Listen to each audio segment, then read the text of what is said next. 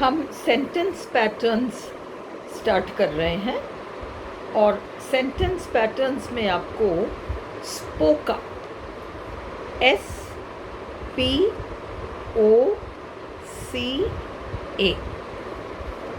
S यानी subject, P यानी predicator, हम ये सब अलग अलग समझेंगे, O यानी ऑब्जेक्ट, C यानी कॉम्प्लीमेंट और A यानी एडवर्बियल एडजंक्ट। सबसे पहले हमें ये समझना है कि किसी भी सेंटेंस में एक कर्ता होता है, करने वाला, उसे हम सब्जेक्ट कहते हैं। कर्ता, वो कर्ता ऑब्वियस भी हो सकता है, वो कर्ता छुपा हुआ भी हो सकता है, इम्प्लाइड। देखिए, जब मैं कहती हूँ मोहन गो देयर, है ना, तो उसमें मोहन स्पष्ट, यू तुम वहां जाओ, ये तो क्लियर है। पर जब हम सिर्फ किसी को कहते हैं गो देयर, तो गो तो क्रिया है, सब्जेक्ट का है, कर्ता का है, छुपा हुआ है। गो देयर का मतलब तुम वहां जाओ, तो सब्जेक्ट छुपा हुआ है। तो जब हम सब्जेक्ट की बात करते हैं स्पोका में, तो एक्चुअली हम क्या कर रहे हैं, हमें ये समझना है कि आम तौर पर जो सेंटेंसेस होते हैं, generally in sentences there is a subject and there is a verb, subject and a verb. इसके बाद क्या आएगा, वो तीन में से एक होगा, या तो subject plus verb plus object आए, या ऑब्जेक्ट ना आए, subject plus verb plus complement आए, या subject plus verb plus adverbial. Adverbial, हम एडजंक्ट वर्ड अभी यूज़ नहीं कर रहे, किसी कारण से आपको समझ में आएगा जब जैसे हम आगे बढ़ेंगे, अभी कंफ्यूज हो जाओगे। इसलिए आप ये समझो S plus V plus O आ सकता है, S plus V plus C आ सकता है, कॉम्प्लीमेंट। तो सब्जेक्ट बेसिकली क्या होता है, सब्जेक्ट वाक्य का वह हिस्सा है जो कि करता है, या तो वह कुछ कर रहा है, करता है, या फिर उसके बारे में बात की जा रही है। जब मैं कहती हूँ Sunita is a good girl, तो सुनीता कुछ कर नहीं रही। मैं कहूँ Sunita is reading a book, इसमें तो सुनीता कुछ कर रही है, वो किताब पढ़ रही है, सुनीता सब्जेक्ट है। पर जब मैं कहती हूँ Sunita is a good girl, तो मैं बात सुनीता की कर रही हूँ। Sunita is being spoken of, उसके बारे में बात हो रही है। मैं कहूँ Delhi is a big city, तो दिल्ली की बात हो रही है, दिल्ली कुछ कर नहीं रहा, दिल्ली सब्जेक्ट है। मैं कहूँ डायमंड्स आर वैल्यूएबल, डायमंड्स कुछ नहीं कर रहे, पर डायमंड्स की बात हो रही है, वो सब्जेक्ट है। मैं कहूँ gold is a costly metal, तो गोल्ड कुछ कर नहीं रहा है, गोल्ड की बात हो रही है। ये सब आपके सब्जेक्ट हो जाते हैं। सब्जेक्ट में क्या क्या आ सकता है?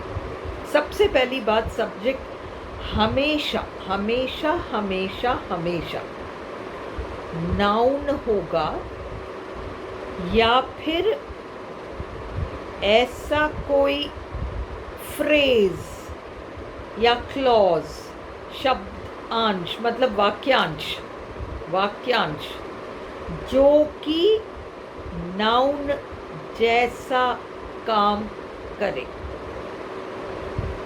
जब मैं कहती हूँ Sunita is a good girl, who is a good girl? कौन? Who is a good girl? Sunita is a good girl. तो मैं कहूँ Sunita is reading a book, who is reading a book? कौन पढ़ रहा है किताब? हु का जवाब नाउन देगा। उसी तरह से what या which। Delhi is a big city. Which is a big city? Delhi. Gold is a costly metal. What is a costly metal? Which is a costly metal? Gold.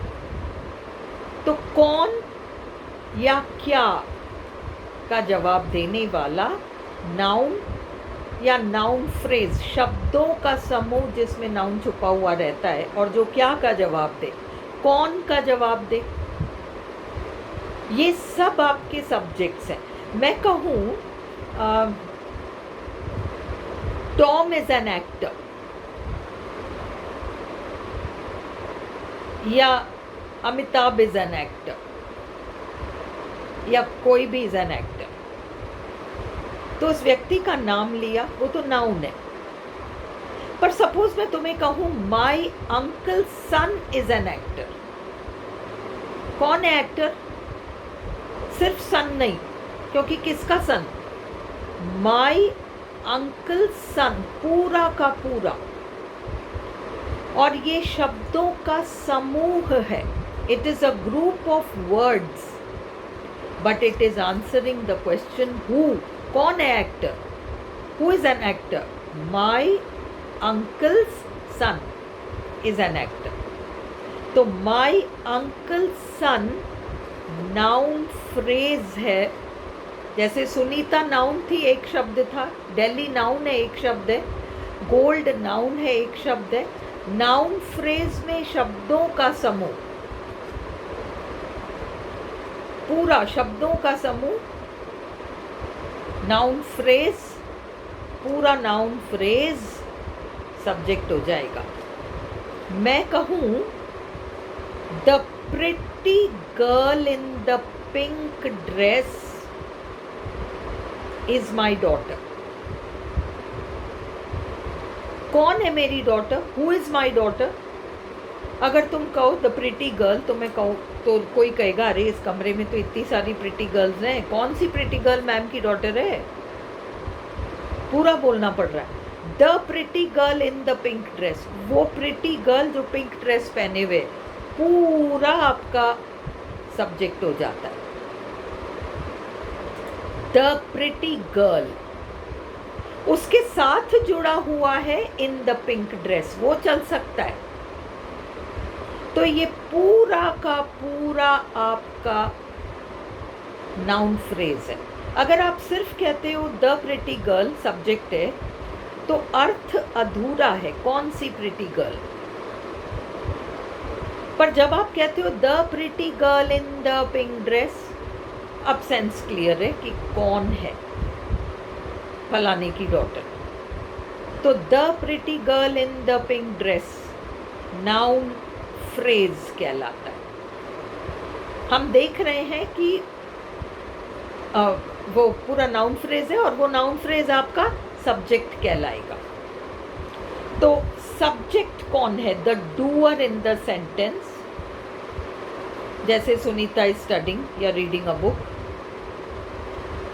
The one who और which is being spoken of, वह जिसके बारे में चर्चा की जा रही है, बात चल रही है। जैसे the boy climbed the tree, लड़का पेड़ पर चढ़ा, लड़का डूअर है, कुछ कर रहा है, पेड़ पर चढ़ रहा है। Gold is a costly metal, gold कुछ नहीं कर रहा, पर गोल्ड की बात चल रही है, gold is being spoken of, gold आपका सब्जेक्ट हो जाता है। A subject can be any of the following, निम्न में से कोई सा भी आपका सब्जेक्ट हो सकता है। आपके सामने सेंटेंसेस आएंगे वहाँ एग्जाम में, और आपको अंडरलाइन करके बताना पड़ेगा SPOCA। अगर सेंटेंस में केवल SPO है तो वो बताओ, SPC है तो वो बताओ, SPOC है तो वो बताओ, SPOA है तो वो बताओ, SPC है तो वो CA है तो वो बताओ। वो फॉर्मेशन, आपको कॉन्सेप्ट क्लियर होना चाहिए कि सब्जेक्ट क्या क्या है। तो a subject can be any of the following, subject निम्न में से कोई सा भी हो सकता है। A, noun, Delhi is a big city, Delhi noun है। दूसरा, नाउन फ्रेज हो सकता है, my uncle's son is an actor, या the pretty girl in the pink dress is my daughter. तो my uncle son noun phrase है, सब्जेक्ट है। The pretty girl in the pink dress, ये आपकी पूरी की पूरी सब्जेक्ट है। The pretty girl in the pink dress subject हो गई। अ नाउन फ्रेज, जिसे हम नाउन फ्रेज कहते हैं, is a group of words, शब्दों का समूह है, which contains a noun, जिसमें कि एक नाउन होता है। फिर हम तीसरे पे चलें, pronoun, I, you, he, she, they, we इत्यादि। I ate an ice cream, you ate an ice cream, you look nice, they look good, they, I, you, ये सब प्रोनाउंस हैं और ये सब्जेक्ट्स हैं। अब चौथा, देर, THERE, देर। जब कोई सेंटेंस देर शब्द से शुरू हो तो उस सेंटेंस में देर शब्द सब्जेक्ट कहलाएगा। मैं कहूँ there are 4 chairs in this room, there are 4 chairs in this room, तो देर से शुरू हो रहा है सेंटेंस, देर सब्जेक्ट है। पर एक बात याद रखो, अगर मैं इसी सेंटेंस को यूं बनाऊं, in this room there are 4 chairs, मैंने कहा देर से सेंटेंस शुरू हो तो देर शब्द सब्जेक्ट कहलाता है।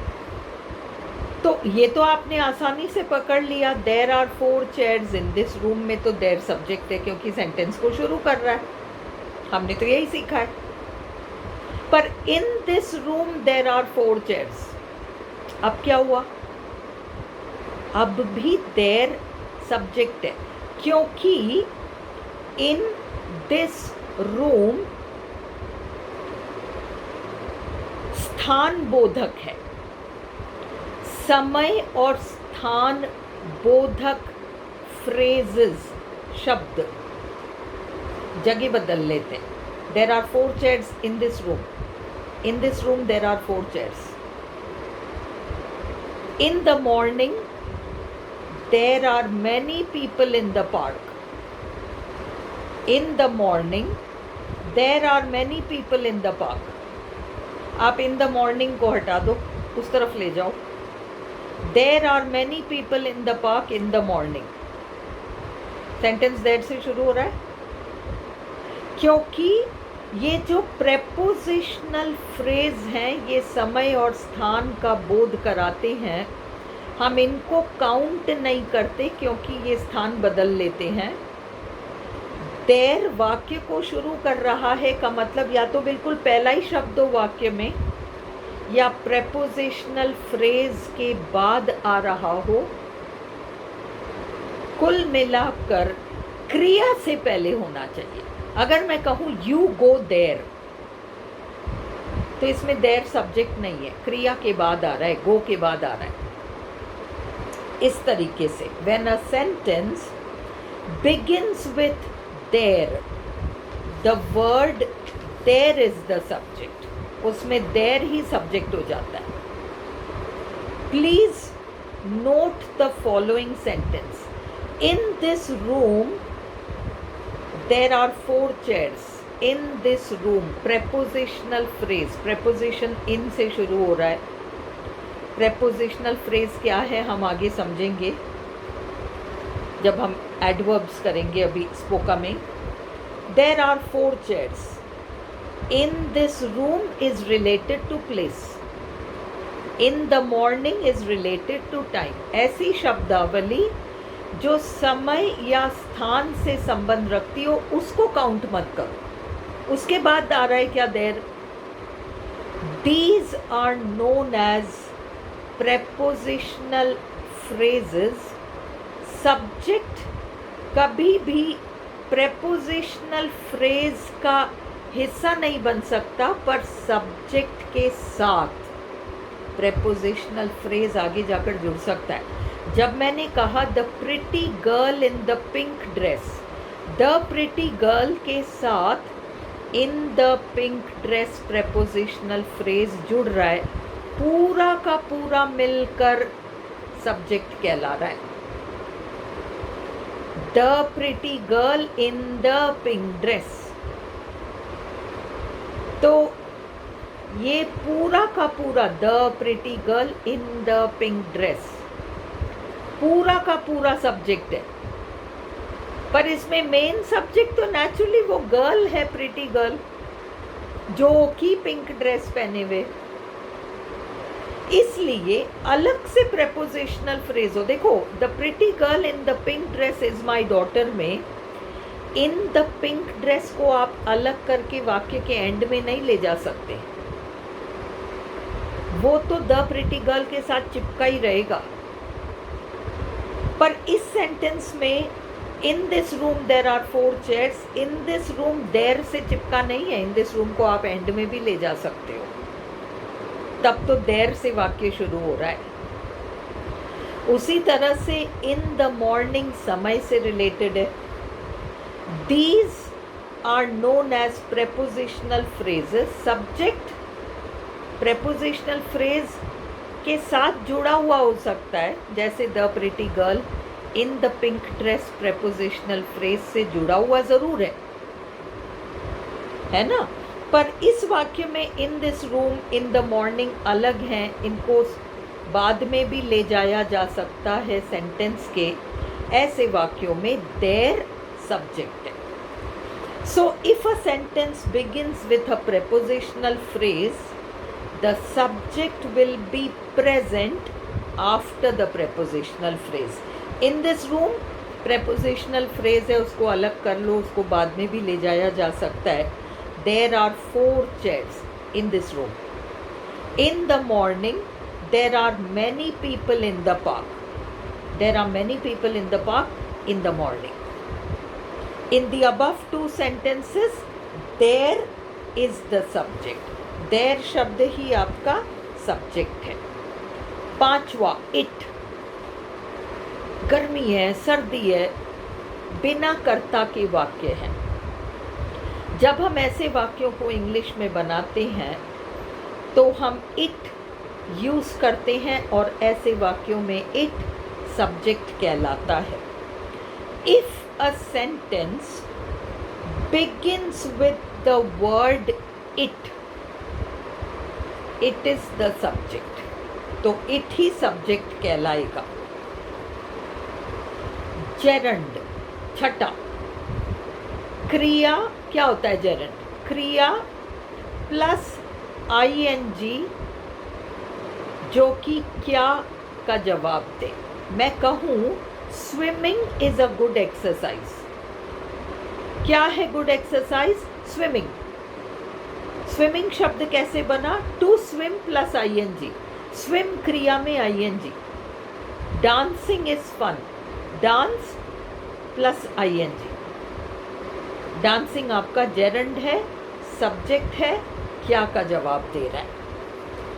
A gerund is a verb plus ING which answers the question what and it functions as a noun. Subject हमेशा नाउन का काम करेगा। Example, swimming is a good exercise. क्या है good exercise? Swimming. Dancing is fun. क्या है fun? Dancing. Swimming, dancing etcetera are gerunds, क्योंकि ये मूल रूप से क्रिया हैं जिनमें नाचना प्लस आईएनजी, स्विम करना प्लस आईएनजी, और इनमें आईएनजी जोड़ने के बाद ये क्या का जवाब दे रहे हैं? They can act as subjects.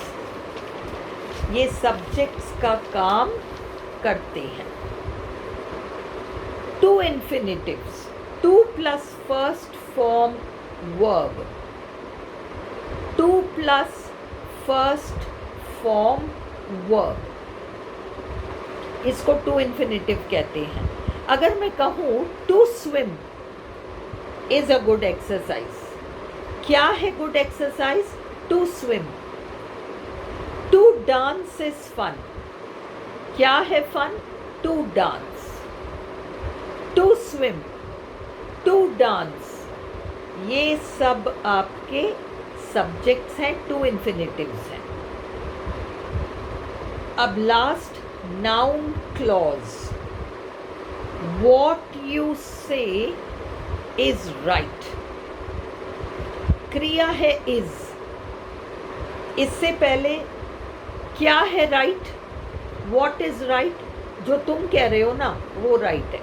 What का जवाब दे रहा है, वॉट का जवाब दे रहा है, जो तुम कह रहे हो वो सही है।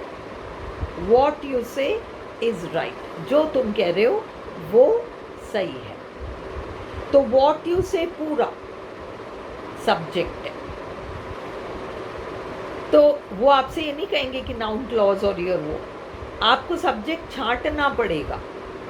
सीधा सीधा मैं आपको बताऊं तो क्रिया से पहले जो आ रहा है पूरा, वर्ब से पहले जो आ रहा है उसमें से अगर शुरू में समय स्थान बोधक कुछ आ रहा है उसको हटा दो, बाकी पूरा आपका सब्जेक्ट ही कहलाएगा। तो ये सारे के सारे आपके सब्जेक्ट्स हैं। सब्जेक्ट छांटना बहुत मुश्किल नहीं होता। आपको मैं जो सेंटेंसेस अवेलेबल कराऊंगी एक्सरसाइज में, उसमें आप छांट पाओगे आराम से कि ये सब्जेक्ट्स हैं। एंड अब इसके बाद हम करेंगे वर्ब अगले वीडियो में।